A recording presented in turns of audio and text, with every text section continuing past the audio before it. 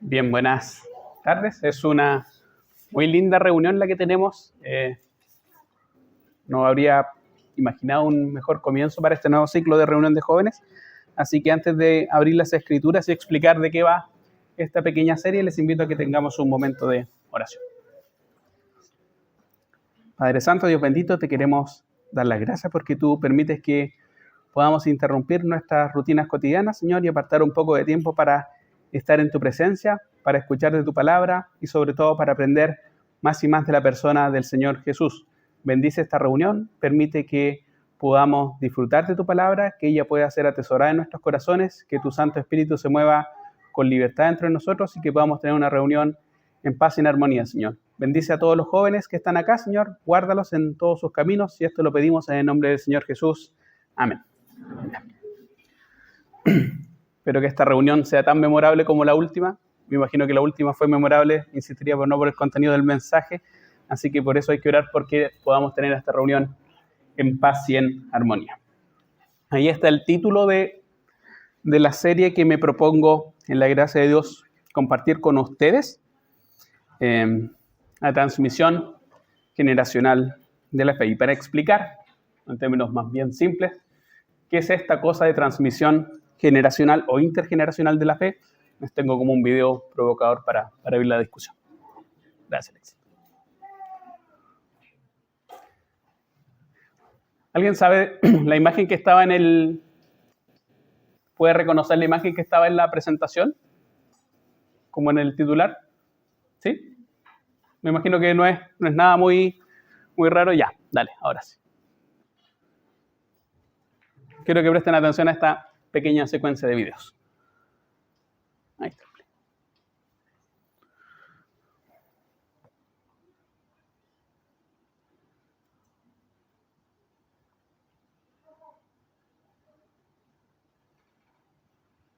Son 2 minutos, no vamos a estar en silencio media hora.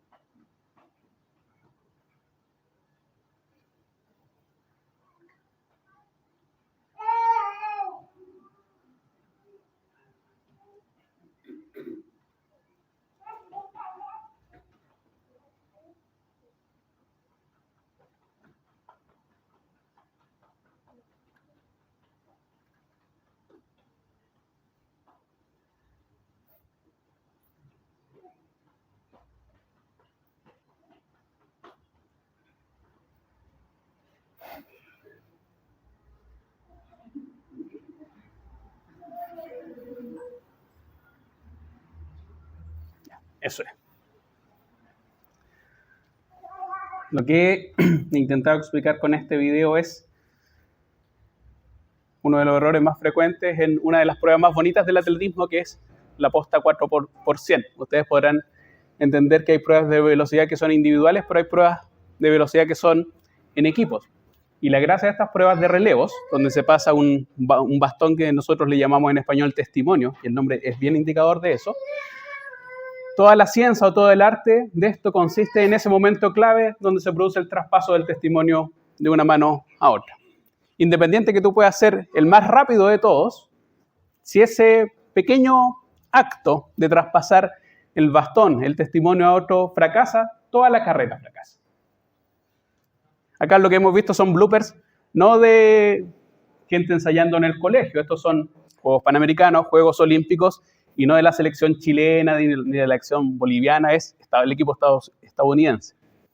Pasa en los mejores equipos que se entrenan durante 4 años y toda la ciencia consiste en hacer ese traspaso en ese segundo. De eso es básicamente lo que les quiero hablar ahora y quiero que tengan en mente ese problema, pasar el testimonio, pasar la posta como un elemento que me parece que es pertinente en una reunión de jóvenes. Toda organización social, desde una universidad, desde una familia, desde una nación o una iglesia, supone este dilema de traspasar generacionalmente un conocimiento. Ustedes, los que van a la universidad, hay profesores que fueron alumnos y así a su vez delegan ese conocimiento aprendido que han custodiado a las nuevas generaciones, que a su vez se estima, años después, harán lo mismo eternamente con nuevas generaciones. El problema justamente cuando se produce ese relevo. Aquellos que somos más futboleros podremos pensar que hemos quedado 2 mundiales fuera, justamente porque no hay a quien pasarle el relevo. Entonces nuestro Alexis Sánchez, que es el niño maravilla, ahora ya no es un niño maravilla, es como un adulto mediocre porque tiene 35 años, ya no es el niño maravilla, pero no hay en quién delegar esa responsabilidad. Y cuando una selección se envejece y no tiene en quién delegar esa responsabilidad, viene justamente ese punto de quiebre, ese punto de decadencia. En una iglesia es exactamente igual. Ahora, no es algo que se me haya ocurrido. Uno puede rastrear al menos 3 momentos de traspaso generacional bíblicamente estudiados, que es el caso de Moisés con Josué, el caso de Elías con Eliseo y el caso particular en el cual me quiero enfocar en esta serie de mensajes, que es Pablo a Timoteo. Entonces, vamos a pensar en la persona de Timoteo como un receptor de posta. Entonces, vamos a estudiar. Esta es la presentación. Pero en la reunión de jóvenes, más que enfocarnos en quién pasa la posta, quiero que pongamos toda la atención en quién recibe el testimonio. Vamos a poner el énfasis más bien, más que en Pablo, lo vamos a poner en Timoteo. Esto es una introducción a las epístolas de Timoteo. Entonces, vamos a decir quién es Timoteo que está esperando que le pasen la posta antes que él tenga que comenzar a correr con la posta y finalizar la carrera. Pongo este mapa para intentar ver el fracaso de una posta. En el primer viaje misionero que emprende el apóstol Pablo hacia lo que en ese momento es el Asia Menor, actual Turquía, él se embarca junto a Bernabé y un joven. En el primer viaje misionero va un joven. Y ese joven se llama Marcos. El problema es que ese joven llega, y afortunadamente esta cosa me permite moverme, pero parten de acá y acá ya abandona. Ahí ya deserta. En el primer viaje deserta casi en el tercer tramo y se vuelve. Y deja al equipo incompleto. La cuestión cambia en el segundo viaje misionero de Pablo, donde se incorpora otro joven, dale Alexander, que es en este pequeño pueblo, perdido allá en las montañas, que se llama Listra. En el segundo viaje misionero de Pablo se incorpora un joven. A esa altura los biógrafos difieren en si tiene 15 o 20 años. Para todos los efectos prácticos, con 15 o 20 años uno todavía es joven. Si hay un 3 después de su fecha, ya ahí uno comienza a preocuparse, pero si tú tienes entre 15 y 20 años, eres indubitablemente joven. ¿Quién es Timoteo? ¿Por qué se permite que se enrole este joven y no Marcos? En el segundo viaje, el libro de Hechos, toda esta historia que les voy a narrar, para resumirlo, está en el libro de Hechos. Entonces, cuando el joven Marcos, que ha desertado al inicio de la primera misión, quiere involucrarse de nuevo en el segundo viaje misionero, Pablo dice, no, contigo no puedo confiar en ti, no puedo arriesgarme a que nuevamente me dejes tirado, que me dejes botado. Entonces, Pablo comienza ese viaje misionero, acompañado de otra persona que se llama Silas, y en ese poblado que se llama Listra se les incorpora Timoteo, este personaje Timoteo. Vamos, Alexander. Ahora, el traspaso generacional que me interesa pensar acá es de Pablo a Timoteo. Y quiero que comparemos biografías. En general, si ustedes lo piensan un poquito, si alguien es como, si ustedes son un millonario que tienen piensen en el caso de Piñera. Piñera, que a quienes no ven noticias, pero me imagino que es imposible que no se hayan enterado, falleció en un accidente de helicóptero en el verano. Entonces él tenía un enorme patrimonio, pero ese patrimonio tiene que delegarlo en alguien, en su hijo probablemente. No probablemente, lo legó a su hijo. Entonces ustedes se fijan que cuando tienen un enorme patrimonio y requieren hacer el traspaso generacional, lo que primero que hacen, y esto no es nada muy sorprendente, buscar a alguien que tenga un perfil muy similar al de ustedes. Si ustedes tienen un patrimonio y quieren delegarlo a alguien, ojalá que ese alguien que va a recibir ese patrimonio sea lo más similar afín. Ojalá un yo de ustedes replicado. Alguien en quien confíen a ultranza. Que sea lo más parecido a ustedes, que tenga sus mismas cualidades. Ojalá que hayan ido a la misma escuela. Voy a hacer un poco de sociología, pero en sociología se estudia que en general los directorios de empresas y funcionan en general como estudiantes que han asistido al mismos colegios relativamente pudientes, y a mismas universidades.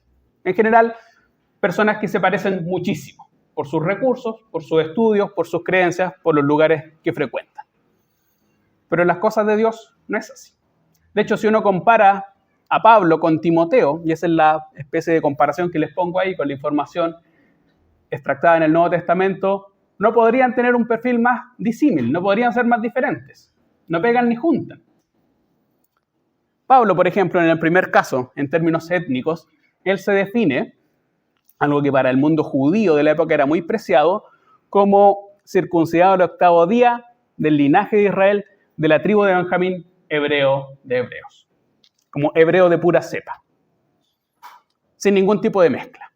Y dentro de las tribus, de la mejor tribu, que ha cumplido ritualmente con todo el protocolo. Si alguien quisiera poner un espécimen de el más perfecto hebreo, Pablo habría levantado la mano y habría dicho, yo soy ese perfecto hebreo. Y en el otro extremo tenemos a Timoteo. Timoteo, este joven que está muy lejos de tener ese perfil. Es de madre judía, pero cristiana, y de papá griego. Por eso su nombre es griego, un mestizo. Tenemos a Pablo, hebreo de hebreos, y tenemos a Timoteo, que es un mestizo. Un mestizo donde además su padre es griego. Y en esa la cultura antigua podría pasar derechamente como un gentil. 2, lugar de origen. Procedencia étnica, lugar de origen. Pablo se jacta de ser de Tarso y que él define como una ciudad no insignificante de Cilicia. Una ciudad relativamente importante. En cambio, Timoteo viene de una ciudad que los estudiosos de la antigüedad definen más bien como insignificante, que es Listra. Un diccionario bíblico define a Listra de esta manera, como una oscura ciudad de las altas planicies de Licaonia. Se ignoran las ventajas que ofrecía el lugar, su ubicación remota y su proximidad a las montañas meridionales, hasta entonces no colonizadas, sugieren motivos de defensa. Era básicamente un campamento militar en las montañas. No era una gran ciudad, no era cosmopolita, no tenía grandes riquezas naturales, no era un faro de cultura como Atenas, no era un emporio de comercio como Corinto, no era una ciudad políticamente importante, era un bastión militar en una región además periférica. Yo vengo de Ovalle, así que entiendo de qué se trata eso. ¿Dónde está Ovalle? ¿A quién le importa Ovalle? Entonces tenemos a Pablo, que viene de una ciudad muy importante, ciudad no despreciable, de una buena provincia. Alguien diría de Tarso, sí, todos sabemos dónde está Tarso. Pablo dice, Timoteo dice, yo vengo de Listra. ¿Qué es Listra? ¿Dónde está Listra? Quiero que nuevamente vayamos viendo los contrastes. Formación, casi que aquí uno podría poner el acento en formación teológica, como ¿a qué universidad? ¿En qué universidad tú aprendiste? Pablo se define a sí mismo como instruido a los pies de Gamaliel, estrictamente conforme a la ley de nuestros padres. Y Gamaliel a ustedes probablemente no les suene a nada, pero Gamaliel en esa época era el maestro más reputado, el que tenía mayor prestigio y que enseñaba además en el corazón mismo del judaísmo, en Jerusalén. Como si alguien quería tener la mejor instrucción teológica de la época, siendo judío, tendría que haber hecho el peregrinaje a Jerusalén y ojalá ser un discípulo de Gamaliel. No podrías recibir una mejor instrucción teológica a los pies de Gamaliel, discípulo de Gamaliel. De hecho, te ufanabas, te jactabas de ser discípulo de Gamaliel. Y nuevamente, en términos de instrucción religiosa o teológica, Timoteo no podría estar más lejos de la experiencia de Pablo. En 2 Timoteo, mire cómo le escribe Pablo a Timoteo. Dice, la fe no fingida que hay en ti, la cual habitó primero en tu abuela Loida y en tu madre Eunice. Un joven muchacho de una ciudad insignificante, de padre que no tiene ningún bagaje teológico, en el sentido de no conoce las Escrituras, el Antiguo Testamento en este caso, pero que su abuela y su madre le han enseñado. El más prestigioso de los maestros del mundo judío, en el corazón mismo del judaísmo en Jerusalén, y por el otro, un joven en una ciudad periférica donde esa instrucción la realiza su abuela y su madre.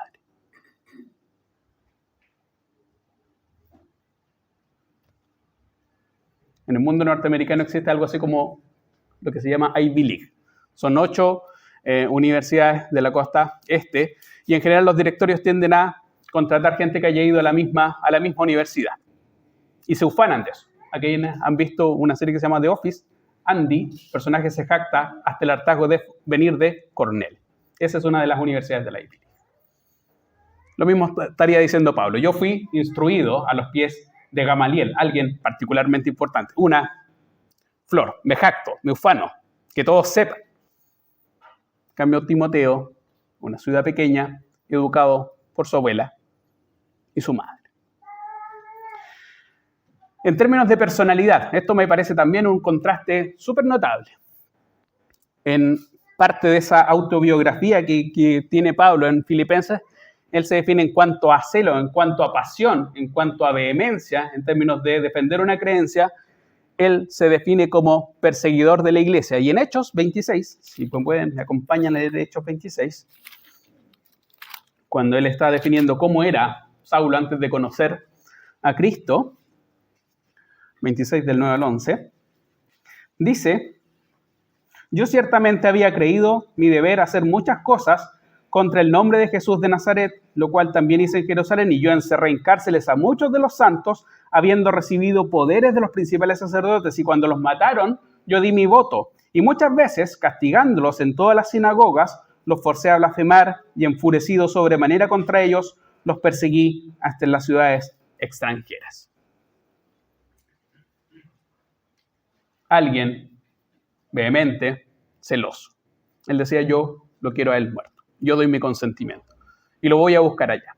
En cambio, Timoteo no tiene ese temperamento, no tiene ese carácter, no tiene esa personalidad. Al contrario, por algunos indicios en las Escrituras, uno podría pensar que está en el otro extremo. Alguien como Pablo, histriónico, elocuente, llega a Atenas, en la plaza pública, no duda en establecer un diálogo y una confrontación con los sabios de la época, no teme hablar en público. Y por el otro lado tenemos a Timoteo. En una de las instrucciones que se le da a la iglesia de Corinto se le dice que nadie le tenga en poco, que no lo menosprecien, que no lo pasen a llevar. Nadie pasaría a llevar probablemente a Pablo, todos sabrían que el tipo es de temer. De hecho, la iglesia antigua le tenía mucho miedo a Pablo, sabían de qué estaba hecho. Pablo debe instruir a la iglesia en Corinto que por favor traten bien a Timoteo y no lo pasen a llevar, no lo menosprecien. Y en 2 Timoteo les insta a decir que Dios no nos ha dado espíritu de cobardía. Podría ser una persona tímida, más bien introspectiva, para adentro, a diferencia de Pablo, que es vehemente, impulsivo, celoso, impetuoso. Si se fijan, no podría haber un traspaso generacional más loco, más extremo que este. Insistiría, si ustedes quisieran hacer un traspaso de algo patrimonial, probablemente buscarían a alguien que se parezca mucho a ustedes. Que provenga de la misma familia, que tenga la misma educación, que hayan ido al mismo colegio, que hayan vivido en general en el mismo barrio, que compartan la misma clase social, que frecuenten los mismos lugares. Alguien, ojalá, lo más parecido a ustedes. Pero eso no funciona así en las cosas de Dios. Timoteo es punto por punto con esta breve comparación que he hecho, me parece que queda lo suficientemente claro que Pablo no se parece en nada a Timoteo. Pero aún así, él confía a ultranza en Timoteo. Y esta es una de las maravillas que quiero que vayamos aprendiendo de este problema que hemos llamado transmisión generacional de la fe. Vale.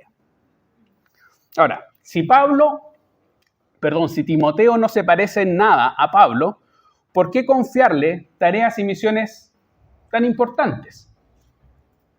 ¿Por qué jugarse el prestigio, arriesgar el pellejo con alguien que es diametralmente opuesto y diferente a ti?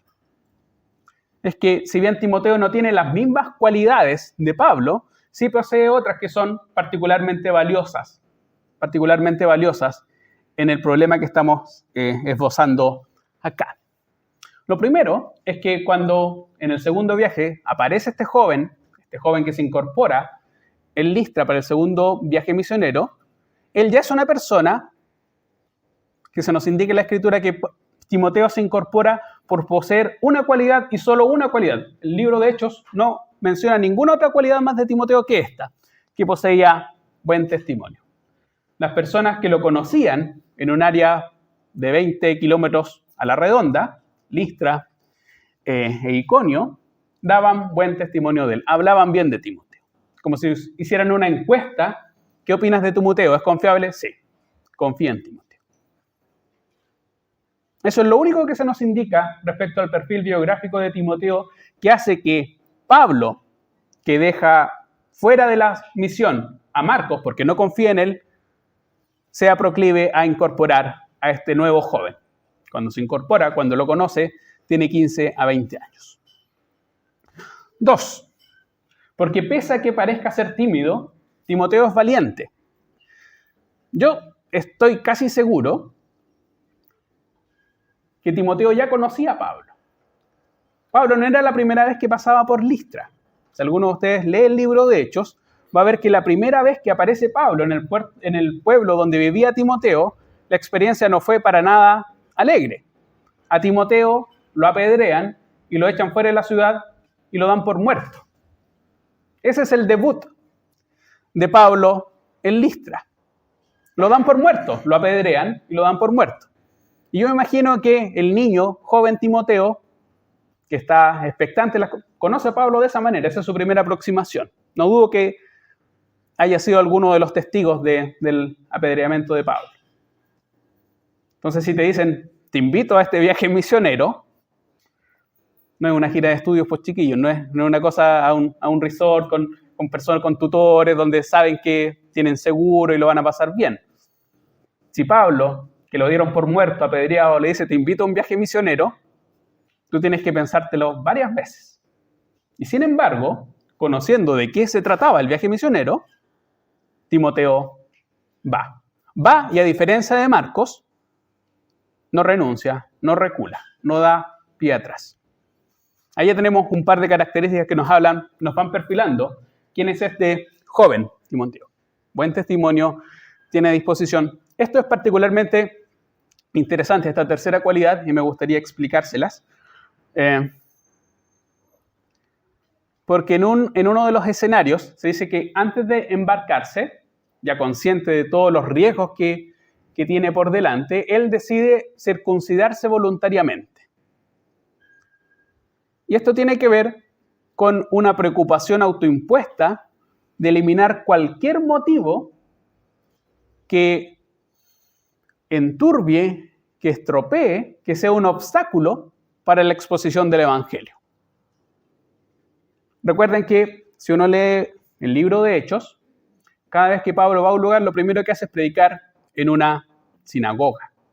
Entonces, como Timoteo tiene, por el lado materno es hebreo, pero por el lado griego no lo es, por el lado paterno es griego, no está circuncidado.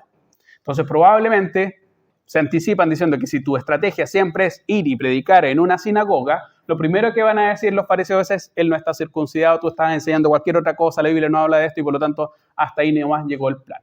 Y lo que hace Timoteo es circuncidarse voluntariamente, no dar ningún tipo de obstáculo o no dar lugar a que la exposición del Evangelio se vea enturbiado por algo en lo cual yo tengo agencia, yo tengo control.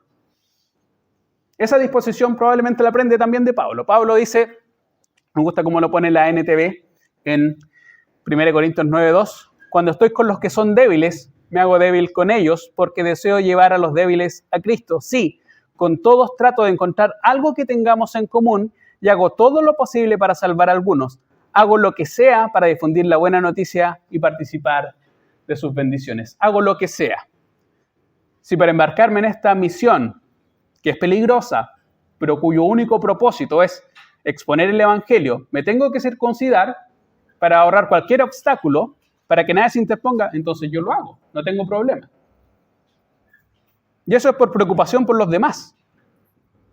Eso es por preocupación por los demás. Para que el objetivo, que es salvar las almas de los demás, no dárselas de una persona grande e importante, sino salvar las almas de las demás, no se vea obstaculizado por algo en lo cual yo tengo agencia. Ahí uno comienza a entender por qué Timoteo comienza a ser crecientemente, y a lo largo de hasta los últimos días del apóstol Pablo, alguien confiable. Obediencia. Hay un incidente donde además a Pablo lo vienen persiguiendo en este segundo viaje y él tiene que huir, arrancar a Atenas para que nuevamente no lo linchen, y él comienza a dar instrucciones. Ustedes quédense acá. Y Timoteo sé que después ustedes dicen, ya, vénganse, esperen hasta que yo les dé las instrucciones y cuando yo les dé la instrucción ustedes regresen conmigo. Y Timoteo lo obedece. Y Timoteo obedece, no es como, ya estoy chato de Pablo, me aburrí de esperar acá, mejor me devuelvo a mi casa, ¿qué estoy haciendo acá? Estoy puro perdiendo el tiempo. No está esa actitud. Obediencia. Si tú tienes una misión y una tarea, entonces la cumples, obedeces. Si se van fijando, cada uno de estos rasgos hacen que Timoteo sea una persona confiable. Pese a que no se parezca en nada a Pablo, tiene una serie de cualidades que lo hacen ser alguien digno de toda confianza. Y la última, que Timoteo no es un sibarita, no es una persona, como decimos en buen chileno, que tiene los dedos crespos. Si te invitan a un viaje misionero, insistiría, un viaje misionero no son vacaciones pagadas, no son con desayuno en buffet donde es un viaje que muchas veces tú te lo tienes que costear, tú tienes que pagar tu propia comida. Pablo dice, trabajamos nosotros en Corinto de noche y de día para no ser gravosos a ninguno de ustedes. Y durante un año, Timoteo, que no tenía idea de cómo armar carpas o tejer carpas, probablemente aprendió mirando y ocupó el oficio de Pablo, trabajó. No era un flojo, no tenía los dedos crespos, no era un señorito servido. Entonces, era valiente, tenía buen testimonio, era confiable, se preocupaba por lo demás y tenía cierta ética del trabajo. No se parecía en nada a Pablo, sí, pero sí tenía este conjunto de cualidades que lo hacían particularmente importante o alguien idóneo para ocupar este cargo. Y vamos con la tercera y última.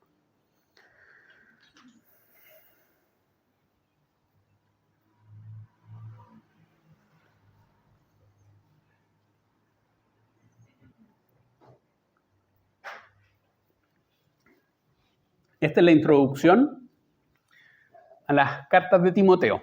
En la gracia de Dios, en las próximas 3 reuniones de jóvenes vamos a estudiar un conjunto de 3 consejos que sistemáticamente se reproducen en las cartas de Pablo a Timoteo, para lo cual yo sé que un día sábado nadie quiere tarea para la casa, pero la tarea sería que se leyesen las cartas a Timoteo. Hice el estudio y si les da lata leer, pueden escucharlo, son 24 minutos. Un viaje en micro cualquiera. Se ponen en 24 minutos y hicieron largo. O si no, son 10 páginas de su Biblia. Se lee rápido, no les va a quitar más de 20 minutos, media hora, en el peor de los casos. Y así no van a andar tan perdidos en las lecturas que vamos a hacer. Pero lo que yo estoy haciendo es perfilar quién es Timoteo antes de que reciba esas cartas. Perfilar quién es Timoteo desde que lo toma Pablo en ese segundo viaje hasta el Timoteo que ya tiene hartos años y recibe esas cartas. Y antes que Timoteo reciba esas cartas, Pablo ya le ha encomendado 3 misiones que están situadas en iglesias muy diferentes una de otra, pero con propósitos y objetivos muy diferentes también unas de otras, que nos hablan también de su amor por la iglesia. En Tesalónica, y aquí sí les voy a pedir a que 3 personas me ayuden a leer, alguien que me lea Primera de Tesalonicenses 3, del 1 al 4, ¿quién podría hacerme ese favor? No lo voy a pedir a la pobre que está con puro ojo que me lea, ¿sabes? ¿Quién podría leer? Pablito, gracias. Que alguien tenga a mano 1 Corintios 4:17 y el capítulo 16 del 10 al 11. ¿Quién podría hacerme ese favor? Sí, gracias, Ale. Y alguien que tenga ahí Filipenses capítulo 2, versículo 19 al 22. ¿Quién podría? Bárbara, gracias. Entonces, veamos. Primera Tesalonicenses 3, del 1 al 4. Quiero que se fijen en los calificativos que recibe Timoteo y en las tareas que recibe Timoteo. Son dos cosas en las que quiero que pongamos atención en estos pasajes. ¿Quién se había ofrecido? Pablo era el primero.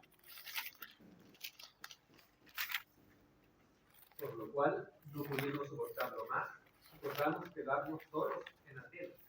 Enviamos a Timoteo, nuestro hermano, servidor de Dios y colaborador nuestro en el Evangelio de Cristo, para confirmaros y exhortaros respecto a vuestra fe, a fin de que nadie se inquiete por estas tribulaciones, porque vosotros mismos sabéis que para eso estamos puestos.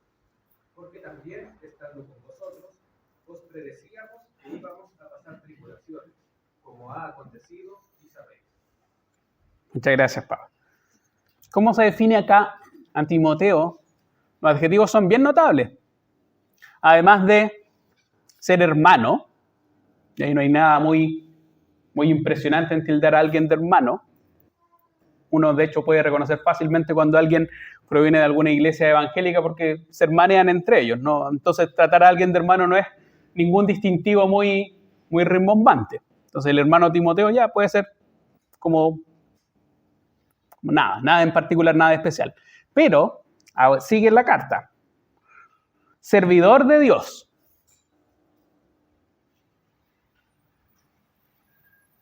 Y colaborador nuestro en el Evangelio. Servidor de Dios y colaborador nuestro en el Evangelio. Y ese joven ya recibe su primera tarea, su primera misión de manera autónoma, en el sentido que ya está desligándose, asumiendo responsabilidades propias sin la tutela directa de Pablo. Timoteo ya es definido no solamente como un hermano, sino como un servidor de Dios y como un colaborador en la misión del Evangelio. Parte del equipo, alguien en quien... Pero, mire, lo que es interesante es que este hermano, este joven, Timoteo, ya han pasado como 3, 4 años desde que conoce Pablo a Timoteo, que ha tratado con él cotidianamente y por lo tanto ya se siente listo o dispuesto Pablo para confiarle esta primera misión. Y esta primera misión consiste en hacer dos cosas con esta iglesia en Tesalónica. Hemos estado estudiando el año pasado el libro de Tesalonicenses en la reunión del jueves y es una iglesia que tenía preocupaciones, que lo estaba pasando mal, que estaba siendo perseguida, de hecho. Y la tarea de Timoteo en esta iglesia que lo está pasando muy mal consiste en dos cosas. Confirmar y exhortar. Confirmar tiene la idea, o el vocablo tiene esta siguiente acepción, de que él ve que probablemente Pablo ve que esta iglesia está tambaleando de tanta persecución, de tanto pasarla mal, puede estar a punto de caer y el rol de Timoteo va a ser afirmarlos, sostener, apuntalarlos. Es como si ustedes ven un muro que se está cayendo, un árbol y ustedes van y le ponen un puntal, un tutor, algo que lo sostenga para evitar que se caiga. Esa es la tarea de Timoteo. Una iglesia que está tambaleando, puede estar tambaleando en su fe porque las circunstancias le son adversas y permanentemente adversas y corre el riesgo de caer, de perder todo ese trabajo por el cual se han esforzado en cada uno de estos viajes misioneros. La tarea de Timoteo es sostenerlos. Es decir, hermano, no desmaye, hermano, aguante. Ese es Timoteo. Y 2, exhortarlos, animarlos, confirmarlos, consolarlos, explicarles la naturaleza pasajera de las tribulaciones y de las persecuciones y el horizonte, el futuro, que no se parece en nada, frente al cual todas las persecuciones y todos los malos ratos del presente parecen opacarse. Esa es la función de Timoteo. Sostener algo que está a punto de caerse y consolar y dar ánimo. Interesante.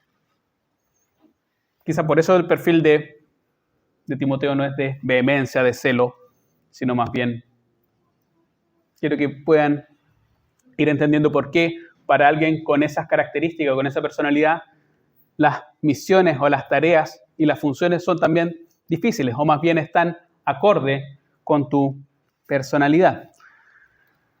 La segunda, esta ya es una iglesia más problemática, Corinto. Si hay una iglesia problemática en el Nuevo Testamento, esa es la de Corinto. Es como ya te mandamos, el primero puede ser como una especie de entrenamiento, práctica clínica, en laboratorio, como haciéndole operación a un maniquí, pero ahora ya es quirófano de verdad. Ahora la tarea es mayor. Esto es Corinto, una iglesia muy, muy complicada. Y en la iglesia de Corinto, ¿quién me iba a leer? Dale. ¿Para qué va a Corinto? Léame los dos pasajes. Por esto mismo os he enviado a Timoteo, que es mi hijo amado y fiel en el Señor, el cual os recordará mi proceder en Cristo de la manera que enseño en todas partes y en todas las iglesias.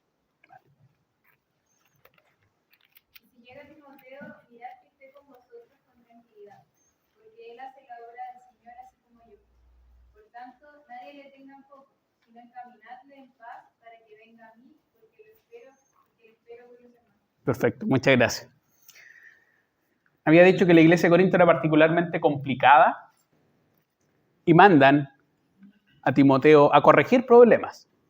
Y aquí la definición de Timoteo es ser alguien fiel, alguien confiable. Alguien confiable en la corrección.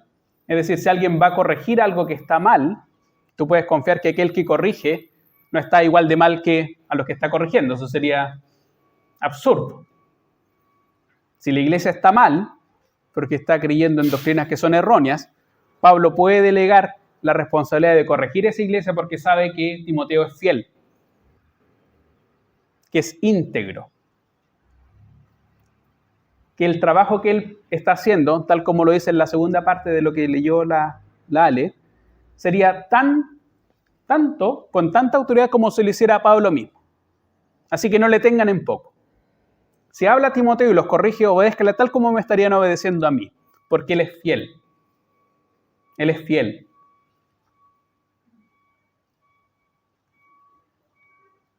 Y en la tercera, esta me gusta muchísimo, a la iglesia de Filipos. ¿Quién, Bárbara, tú ibas a leer Filipenses 2?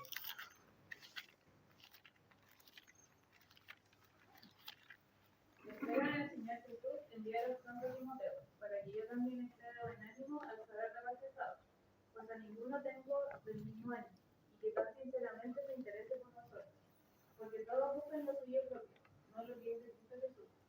Pero ya conocéis los méritos de él, que como hijo padre ha servido conmigo en el Evangelio. Muchas gracias, Bárbara.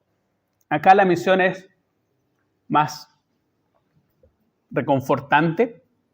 Es para que, Pablo está en prisión y quiere que Timoteo, una vez que se resuelva el juicio en el que está Pablo, les dé las noticias, lo actualice.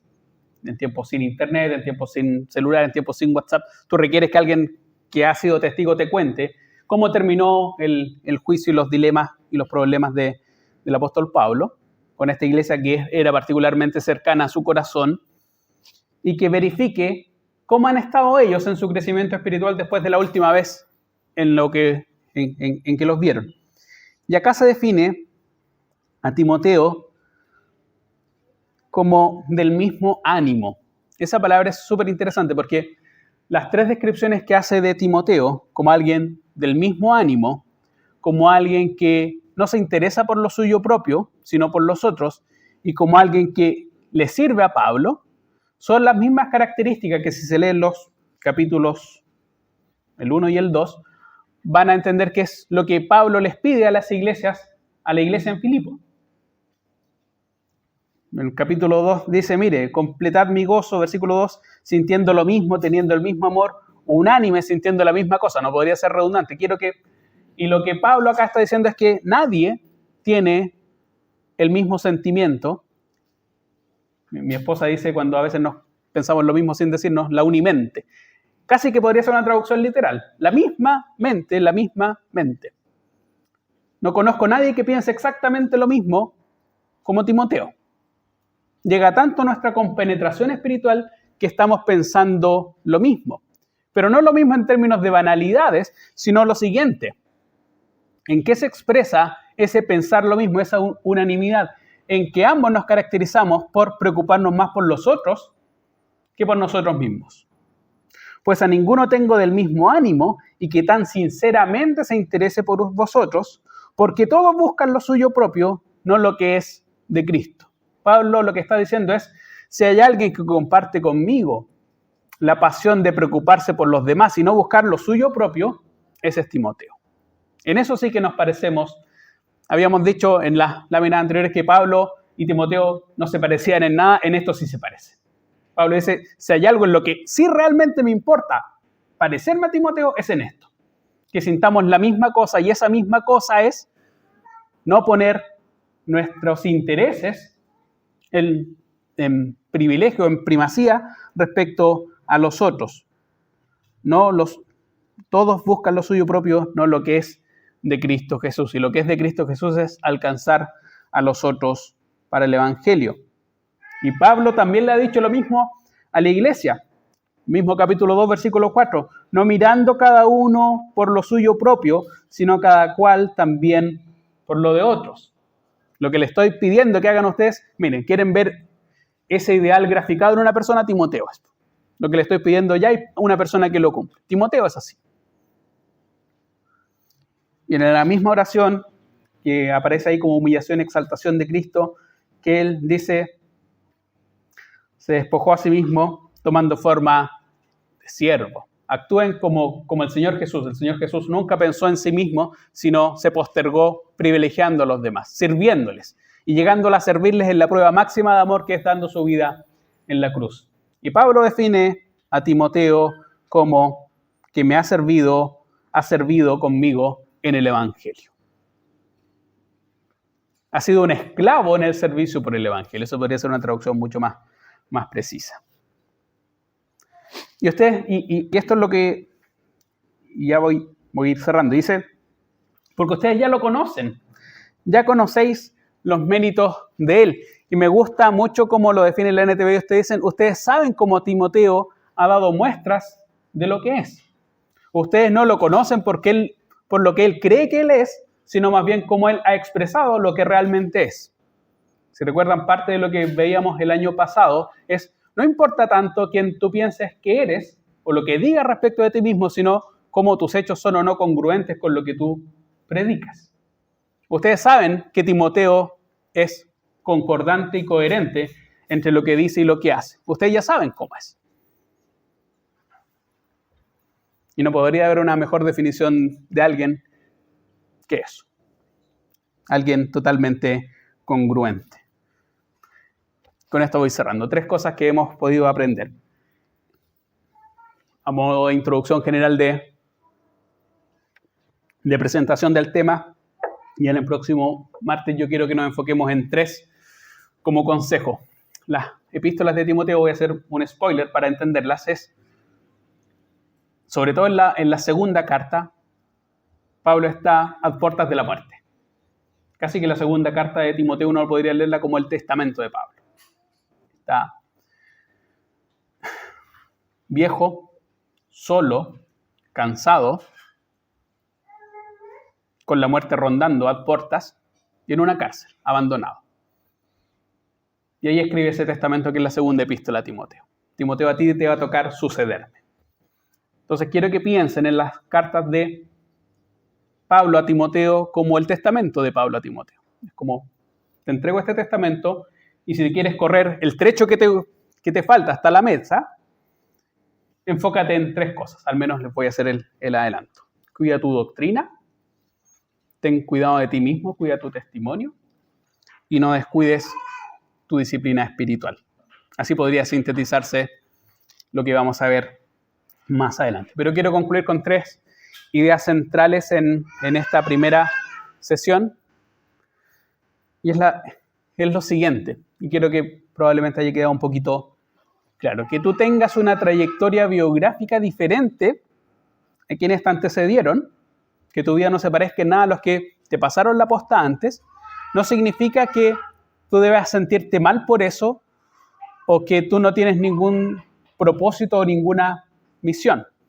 Porque lo que Dios hace con cada uno de nosotros es un milagro. Dios no escoge a personas por sus cualidades morales ni porque sean los sirvientes más idóneos. Dios escoge a las personas pese a ellas. Ya lo hemos visto en el Antiguo Testamento. Dios escoge a Israel no porque sea una nación ejemplo, modelo, es porque probablemente Dios quiere demostrar que incluso con la nación más pequeña, más mala, puede hacer grandes cosas. Dios escoge a David para demostrar que él no ve lo que todos los hombres ven. David no puede vencer a Goliat, si es un cabro chico, sino Dios actúa sobrenaturalmente ocupando a cualquiera. Entonces, si tú estás en la posición de tomar el testimonio y tienes una biografía totalmente distinta a quienes te han antecedido en la carrera de la fe, en este relevo de postas, no te sientas mal por eso. No pienses que tú no estás llamado o no tienes ninguna tarea que hacerlo, porque Dios se caracteriza exactamente por eso, por hacer milagros con cualquiera, independiente de la trayectoria biográfica que tú poseas. Lo segundo, y esto se complementa con lo primero, es que es relevante que tú tengas una trayectoria biográfica diferente, que tu vida sea diferente y que las generaciones no se parezcan unas con otras. Porque cada generación enfrenta sus propios dilemas y sus desafíos. Y por lo tanto, una nueva generación se enfrenta a nuevos desafíos, pero, y este es todo el punto en el cual va a insistir Pablo a Timoteo, sin que eso suponga transar con algo relevante, que es con la fe. La fe se mantiene íntegra. Las generaciones cambian, la fe se mantiene íntegra. La fe no cambia.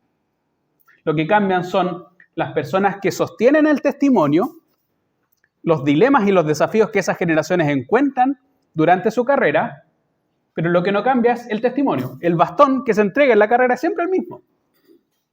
La fe que se pasa de una generación a otra es siempre la misma. Y Pablo va a insistir en su primer consejo es que preocúpate que eso sea efectivamente así. Entonces, tú no puedes decir, lo vamos a ver más adelante, es que mi generación es distinta, entonces yo puedo crear una doctrina o puedo inventar mi propia Biblia para que sea como más amena, para que les haga más sentido a los jóvenes. No, ahí ya se cayó el testimonio. Estás haciendo trampa, votando el que te pasaron y inventándote uno nuevo. Descalificado. Generaciones son diferentes porque enfrentan desafíos diferentes y esa es la naturaleza misma. Pero en lo que consiste el desafío y la dificultad es que en esa toma de postas, en esa transición, en esa carrera de relevos, la fe se mantenga íntegra. Y esa es la cuestión central. Y por último, y en esto quiero hacer particularmente el acento, y en algunos casos, si se fijaron en el video, la culpa no es tanto del que entrega el testimonio, sino en aquel que recibe.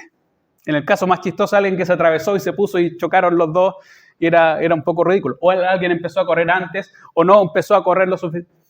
Muchas veces, acá quiero poner el acento, es que en la transición a veces hay problemas entre las personas de mayor edad, los ancianos que entregan, pero acá yo, como esta reunión de jóvenes, quiero poner el acento en quienes reciben. ¿Qué cualidades puede tener el que recibe? O más que debe tener el que recibe ese testimonio.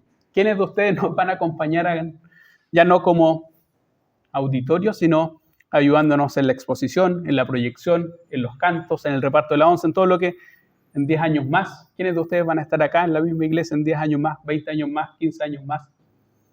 Esperemos que todos. Esperemos que todos. Y Dios espera que sean todos y que estén todos sirviendo. Y eso hablaría también de una entrega, un reparto de testimonio como Dios esperaría. Pero el énfasis recae en el que recibe.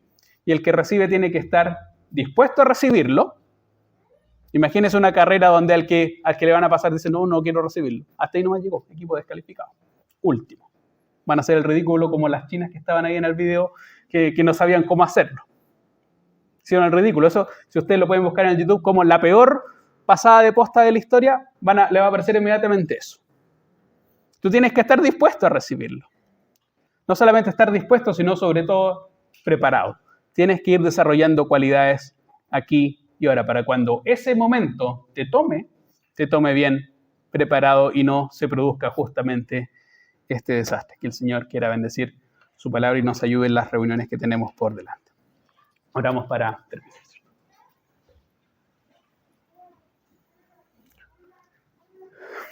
Padre Santo, Dios bendito, te damos las gracias porque tú nos permites poder estar en tu presencia. Gracias por cómo tú nos hablas. Gracias porque lo que la Biblia nos habla es que tú nos salvas a las personas y las utilizas porque son perfectas tal como son, sino porque tú transformas sus vidas y porque tú haces milagros en cada una de las vidas. Primero, para que te conozcan, para ser salvas, y después, para que sean de bendición para otros. Y queremos rogar que en esta tarde tú permitas que los jóvenes, que todas las personas que hemos escuchado podamos ser siervos útiles para ti, que podamos servirte, que podamos tener ese ánimo que tenía Timoteo, que no velaba por lo suyo, sino más bien por el bien de otros. Ayúdanos, Padre, que estas cualidades que hemos podido describir puedan estar también presentes en nosotros y sobre todo en las generaciones más jóvenes, Señor. Ayúdanos también en la semana que va a comenzar, Señor, que tú ayudes en nuestro testimonio, en nuestra cotidianidad, en los trabajos, en los estudios, en la casa, donde quiera que tú nos tengas y permites también que podamos llegar en paz, sanos y salvos a nuestros hogares. Todas estas cosas las pedimos en el nombre del Señor Jesús. Amén.